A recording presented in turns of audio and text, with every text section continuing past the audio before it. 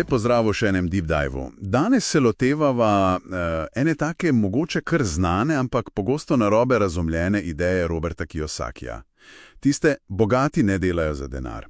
Vir je seveda njegova knjiga Bogati oče, revni oče. Ja, pozdravljeni. Res je, na prvo žogo zveni skoraj, čudno, kaj ne, kako ne delajo za denar. Ampak naša naloga danes je pač osvetliti to idejo, kaj je zadaj. Prav, deva se kar potopiti. Večina ljudi verjetno pozna tisto osnovno past podganja dirko. Menjaš čas za plačo, pokriješ račune, naslednji mesec spet isto. To je nekako standard, kaj ne? Kaj je torej ta Kiyosakijeva alternativa? Ja, alternativa ni, da ne delaš nič, nikakor. Gre za drugačen fokus dela. Namesto, da si samo zaposlen, da torej ti delaš za denar, je cilj, da postaviš stvari tako, da denar dela zate. In tukaj pridejo v igro sredstva, assets po angleško. Sredstva, ja, to je tisti ključni pojem. Vedno se govori, kupuj sredstva, ne obveznosti. Ampak kaj to zdaj čisto praktično pomeni? A je res samo to, da veš, kaj ti denar prinaša in kaj odnaša? V osnovi je to, ja. Ampak trik je v doslednosti. Sredstvo je v bistvu karkoli, kar ti daje denar v žep. Tudi, ko mogoče tisti trenutek ne delaš aktivno za to. Klasični primeri so, recimo, najemnine od stanovanja, dividende od delnic, morda licenčnine, ali pa dobiček iz nekega posla, ki teče, bolj ali manj samodejno. Ok.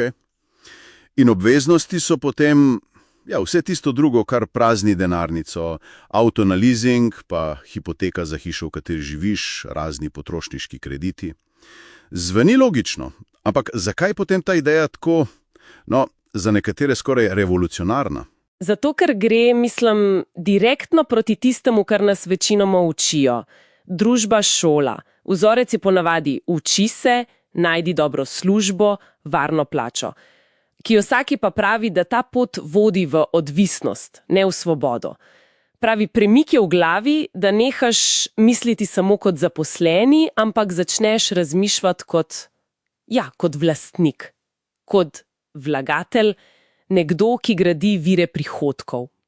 Zanimivo, torej ne gre samo za, recimo, boljše upravljanje financ.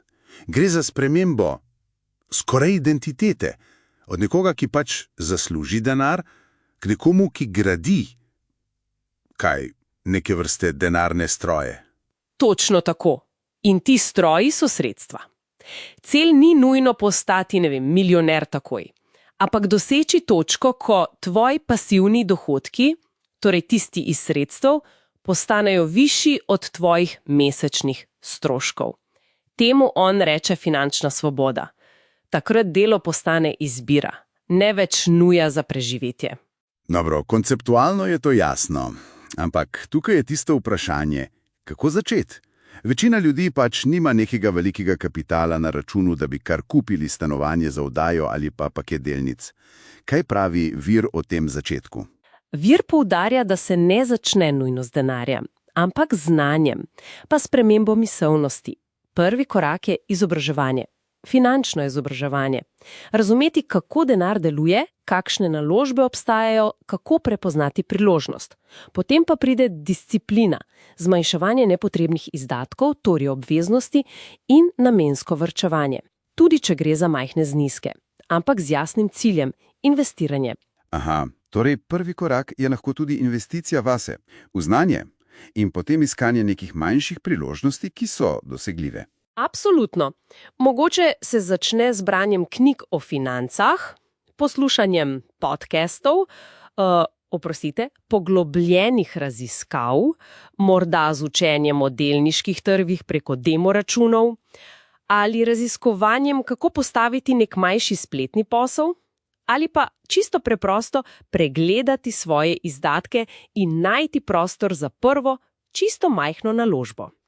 Ključno je začeti graditi ta portfelj sredstev, pa če tudi počasi. Vir omenja primere kot, oddajanje sobe, če imaš prostor, pisanje e-knjige, nakup prvih dividendnih delnic. Res, začetki so lahko skromni. Torej, če nekako povzamem za konec, bistvo tega nauka, bogati ne delajo za denar, ni v tem, da bi se izogibali delu, ampak v tem, da strateško preusmeriš fokus iz gole menjave časa za plačo v gradnjo sistemov sredstev, ki ti prinašajo dohodek, bolj ali manj neodvisno od tega, kolikor ur na dan delaš. Točno to. Gre za dolgoročno vizijo. Vizijo neke finančne neodvisnosti, nadzora nad svojim časom ni neka bližnica do bogastva čez noč. Je bolj maraton. Maraton gradnje. Za čisto zadnjo misel pa morda nekaj za poslušalstvo. Če bi morali identificirati eno samo majhno, res dosegljivo sredstvo, nek denarni strojček, ki bi ga nekdo lahko začel graditi, praktično takoj, z minimalnimi sredstvi, kaj bi to lahko bilo v današnjem svetu? Nekaj, kar bi bil lahko čisto prvi korak na tej poti, pa četudi je donos na začetku bolj simboličen.